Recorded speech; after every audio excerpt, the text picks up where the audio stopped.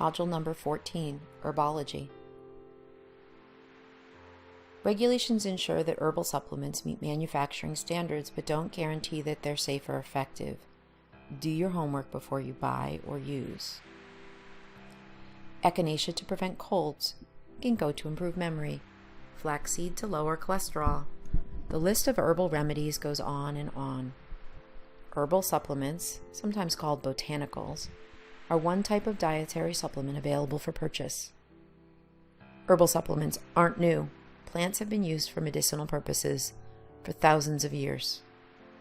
But herbal supplements generally haven't been subjected to the same scientific scrutiny and aren't as strictly regulated as medications.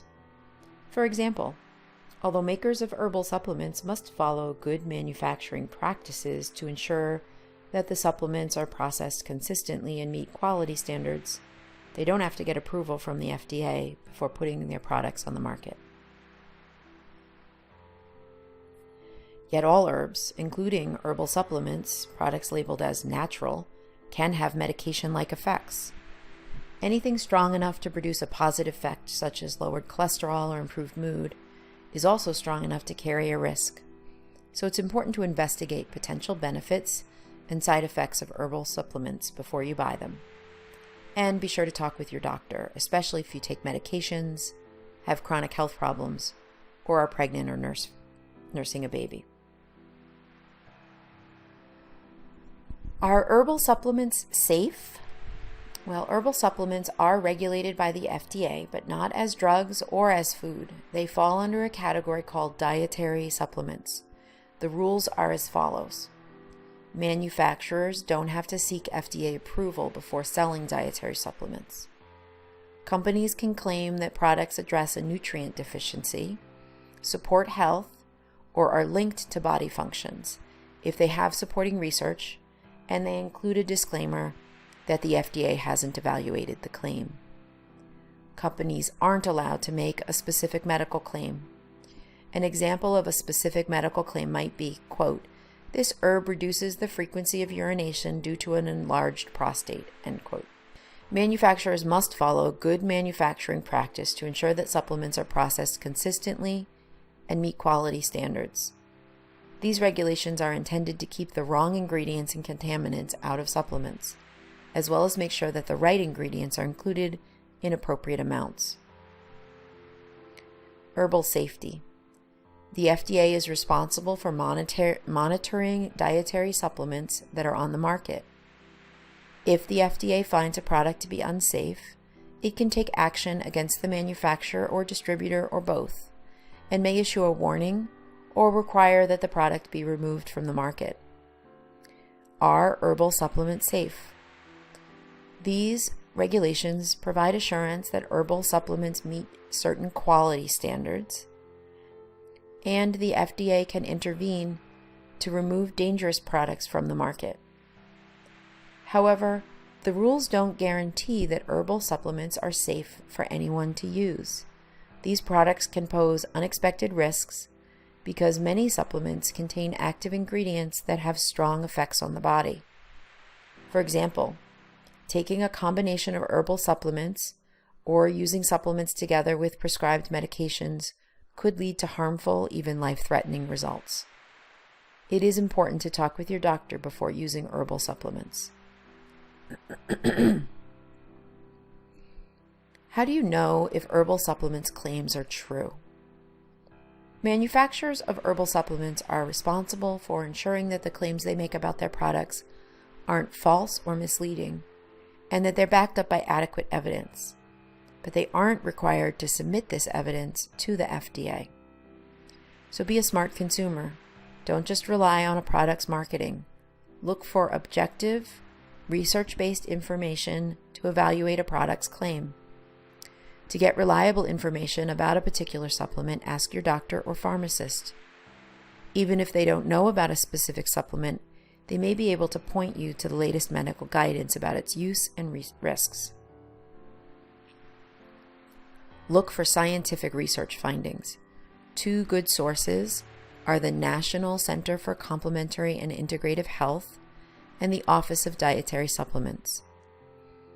Both have websites that provide information to help consumers make informed choices about dietary supplements. Contact the manufacturer. If you have questions about a specific product, call the manufacturer or distributor. Ask to talk with someone who can answer questions, such as what data the company has to substantiate its product's claims. Who shouldn't use herbal supplements? If you have health issues, it's essential that you talk with your doctor before trying herbal remedies. In fact, some high-risk situations, your doctors will likely recommend that you avoid herbal supplements altogether. It's especially important that you talk to your doctor before using herbal supplements if you're taking any prescription or over-the-counter medications.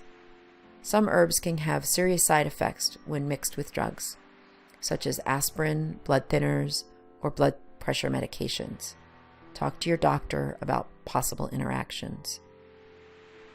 If you're pregnant or breastfeeding, medication that may be safe for you as an adult may be harmful to your fetus or your breastfeeding infant. As a general rule, don't take any medications, prescription, over-the-counter drugs, or herbal when you're pregnant or breastfeeding unless your doctor approves. If you're having surgery, many herbal supplements can affect the success of surgery. Some may decrease the effectiveness of analgesics and anesthetics, or cause dangerous complications such as bleeding or high blood pressure. Tell your doctor about any herbs you're taking or considering taking as soon as you know you need surgery.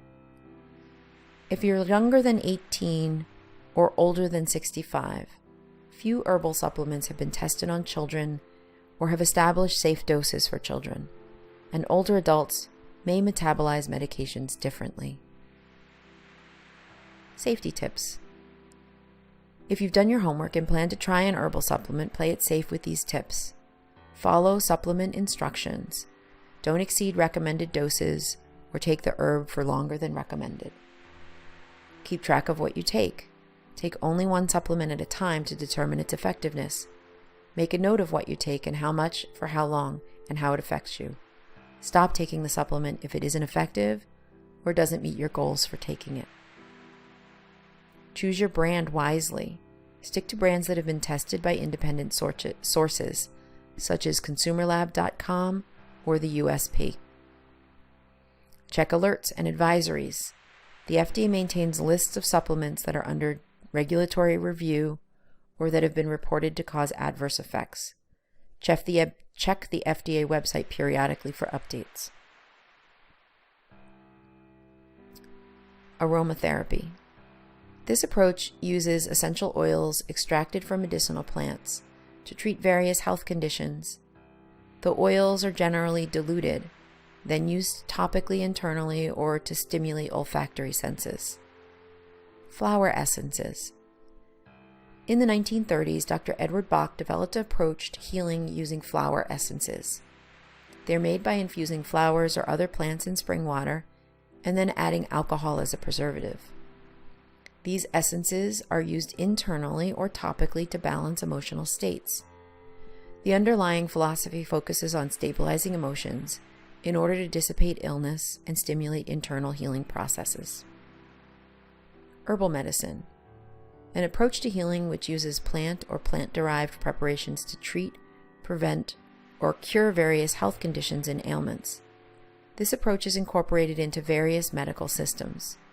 Although herbal medicine does not have a specific point of conception, at present an estimated 80% of the world's population rely on medicinal plant preparations for their primary healthcare needs, according to the World Health Organization.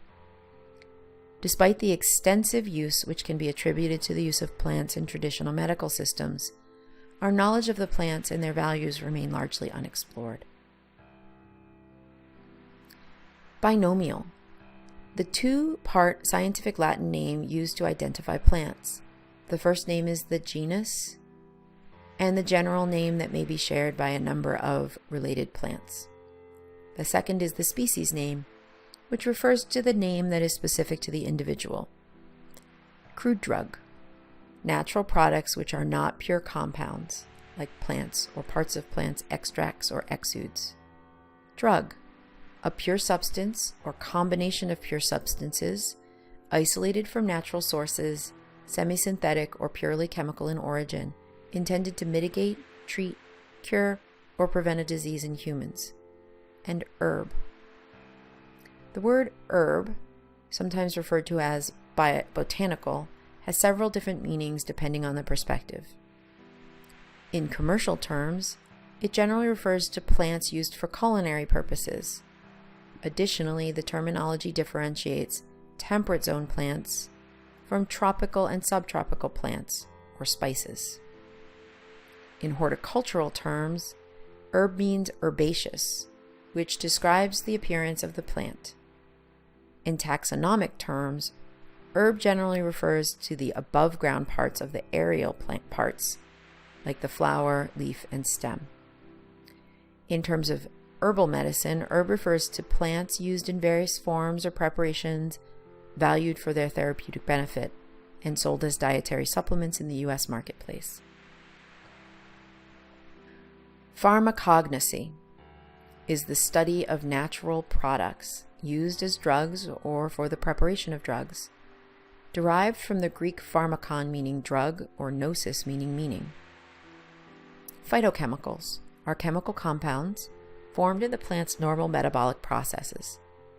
These chemicals are often referred to as secondary metabolites, of which there are several classes, including alkaloids, anthraquinones, coumarins, fats, flavonoids, glycosides, gums, iridoids, mucilages, phenols, phytoestrogens, tannins, terpenes, and terpenoids, to mention a few. Extracts contain many chemical constituents, while chemicals that have been isolated from the plant are considered pharmaceutical drugs. For example, digoxin, having been isolated from the foxglove, is now considered a drug. Phytomedicinal are medicinal substances that originate from plants. This may include certain phytochemicals as well as whole plants or herbal preparations. Phytoestrogens are a type of phytochemical with some influence on the estrogenic activity of hormonal systems in humans. This rather broad term does not mean that the plant mimics human estrogen, only acts to affect it in some way. Here are some other terms that you might want to study regarding plant parts.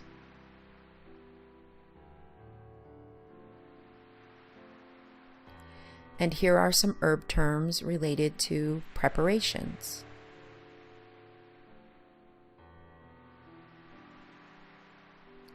And here is some additional medical terminology that may arise as you're doing research into herbal medicine.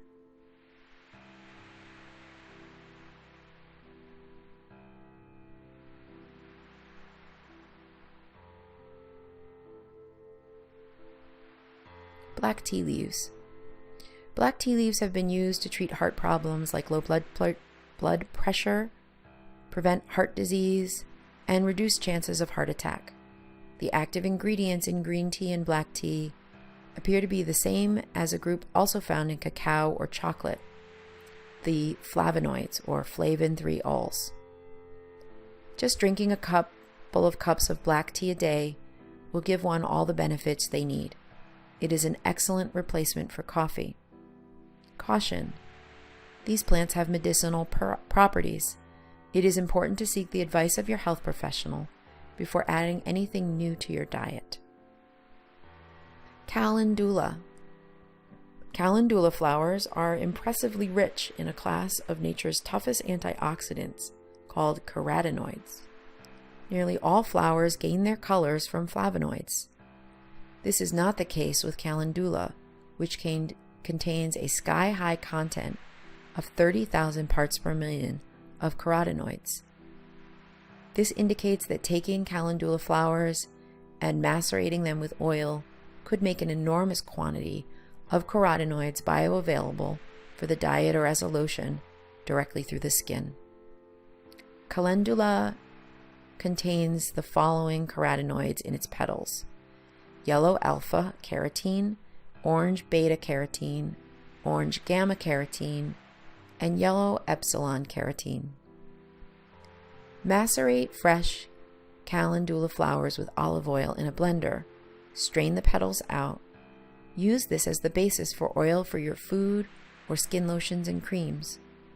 Topical ointments and creams containing calendula can be purchased at health food stores. They're easily found online. Cinnamon is a tree bark derived primarily from at least 3 different trees in the Cinnamomum genus. These trees include Cinnamon zeylanicum, or C. verum. This is the best kind of cinnamon. This type contains cinnamtannin B1, a cardioprotective proanthocyanide that mimics insulin. Cinnamomum iners. This is a good variety from the Middle East. And Cinnamomum cassia may contain blood-thinning coumarins as a flavoring agent. This type should be avoided. All the legend and lore about cinnamon, and a lot of the science too, tells us it is a friend of healthy blood sugar. Cinnamon is the ally of the hypoglycemic, the diabetic, and anyone who is working on their longevity and their relationship with blood sugar. Adding 1 to 3 or more grams of cinnamon into one's daily diet is recommended. The color pigment flavonoids in cinnamon appear to control cinnamon's blood sugar normalizing effects. The flavonoids in cinnamon include yellow anti-aging flavonols, yellow MCHP, clear catechins, and red-brown phlobotannins. This appears to have an active role in inhibiting pancreatic and intestinal enzymes. The yellow pigmented MCHP show anti-inflammatory, antifungal, antibacterial, and anti-tumor properties, and are also potent antioxidants. However, its most powerful attribute is its ability to mimic insulin and help stabilize blood sugar. Cinnamaldehyde is a pale yellow viscous oil and the primary essential oil that occurs in the genus Cinnamomum and gives cinnamon the unique aroma that we all love. Cinnamon barks are well known for being an excellent source of chromium, the blood sugar stabilizing material. Cinnamon powders are easier to work with than curled up sections of bark. Cinnamon shakers are an easy way to use the powder. If you have the curled up bark sticks, use them to make tea or simply chew on them. Eating 1 to 6 grams of cinnamon a day can help maintain blood sugar levels. One can consume the spice on food, in drinks, or in a capsule. Ginger. Ginger is on the rise. More and more folks are being turned on to the healing power of ginger each and every day. Ginger denotes the roots of a wonderful group of brilliantly flowering, mostly tropical plants. Ginger roots are rich in sulfur, an essential tissue-nourishing yellow mineral. Sulfur is one of the great beauty minerals and is necessary for the construction and repair of healthy tissue, especially hair, skin, and nails. Ginger is relatively rich in the metabolism aid vitamin B6. Ginger also contains reasonable quantities of tissue-nourishing vitamin C. Ginger aids in digestion and stimulates bile flow, which is a greenish yellow-brown fluid containing yellow bilirubin secreted by the liver that helps digestion.